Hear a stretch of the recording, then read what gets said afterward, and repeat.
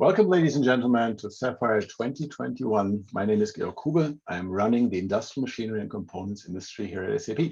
And today I would like to talk to you about one of our new offerings called Rise with SAP and how that is relevant to our industry.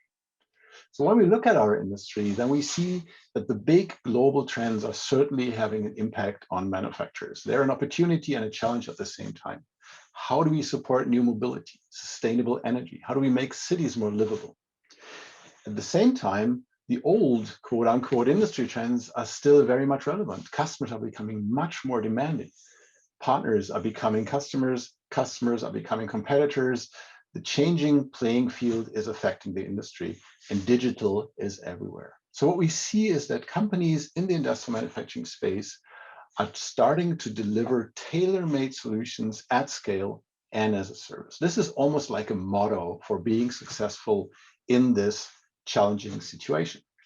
Now let's take one deeper look.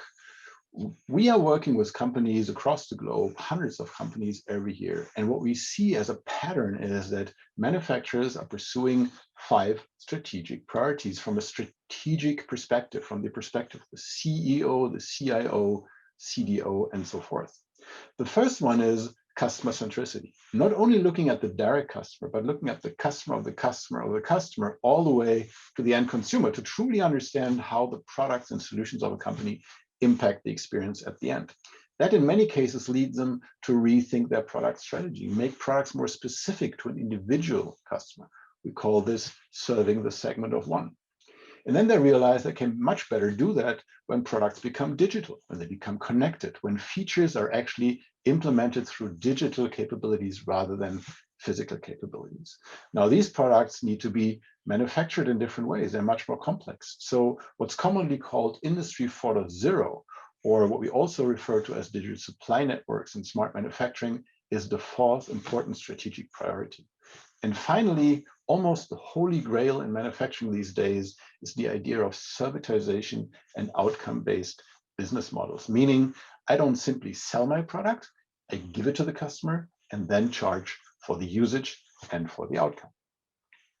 And companies do this by deploying and by leveraging the value chain that they have, which is the head of R&D all the way to the head of service, with sales, supply chain, manufacturing in between. And of course, these people have their own KPIs that they need to follow up on and that they need to make successful, but they also have to contribute to the larger good. They also have to contribute to the strategic priorities with whatever they do in their line of business. Let me give you an example. When we think about servitization, then certainly the head of service is a point to deliver that service, to make sure that the customer has the experience with the equipment that the customer expects. But in order to do this, the head of service requires a product that enables it, that is connected, that's digital, that has the right kind of access points and the right kind of sensors to even be able to deliver that type of service. Now, who is responsible to build that product? That's the head of R&D. So already that person is involved. And for the product to get to the customer, it has to be sold. So the head of sales has to think about ways to incentivize and to structure the sales force in a way that they move away from big deals to small recurring deals that create a platform for revenue generation rather than a big one-time sell. So you can see how everybody in the value chain has to contribute to make those big strategic priorities work. Now, how do they do this? At SAP, we have this concept of end-to-end processes, core end-to-end processes. That's the essence of what a company does and what has to work. In industrial machine and components, the 2 most important ones are design to operate. That is the process which the products go through. Early ideas, designs, manufacture, supply chain, and then delivery and service, the product process. And the second one is lead to cash. Now, obviously, that's the process that the money goes through from the first lead to a proposal to an offer, and then finally to an invoice. These 2 processes have to be run stringently and effectively in every IM&C company. And then there are 2 more processes which are equally important, but they don't contribute to the value generation just as much: source to pay and hire to retire. So now, if we have this understanding of what our customers do and how they can be successful, then it is our viewpoint that industrial and intelligent industrial manufacturers will lead the way, intelligent enterprises. Now, what is an intelligent enterprise? An intelligent enterprise basically has 4 key attributes that make it an intelligent enterprise. The first one is what I would call real-world awareness. Real-world awareness means that the enterprise and all its processes and systems are aware of what's going on in the supply chain, on the shop floor, in the customer base, even in the markets, through means of IoT and experience management. And so the processes will be able to anticipate if there's a problem on the shop floor. Is there a machine that is failing or is going to fail and going to cause a disruption? Is there something happening in the supply chain so that I will have a delay in my material coming in?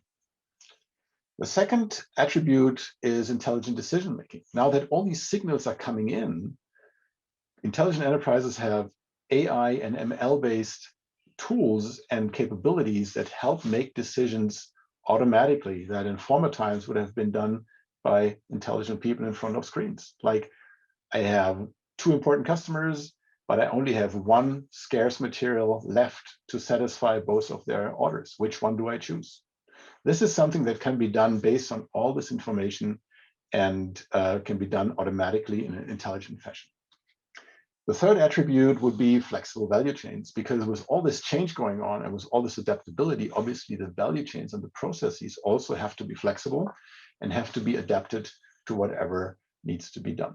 And finally, and that is last but definitely not least, the ability to not only look at the top line and the bottom line, but also the green line. How can I run a company that is aware of its environmental impact and can minimize it, not only to everybody's good, obviously, but also for the economic success of the company? So an intelligent enterprise is a company that is focusing on the right things and does it with these 4 attributes. Now, that's a tall order, and we don't think that companies are going to get there all in once. We actually see 3 distinct stages that companies go through, sometimes even in parallel. The first one being best practices. And best practices are things that everybody thinks is the right thing to do, obviously. So let's use an example. You have built a big piece of equipment, you've sold it to your customer, you have delivered it. A good best practice is to stay connected to that equipment through IoT. Most of the companies do it. It's actually pretty much common sense today. You could say table stakes. The next one is what we call next practices. Next practices are things which are probably 3 to 5 years out. It is what's differentiating you. This is what the leaders are doing. This is how you break away from the pack. But they're fairly well defined already. So let's stay in the example.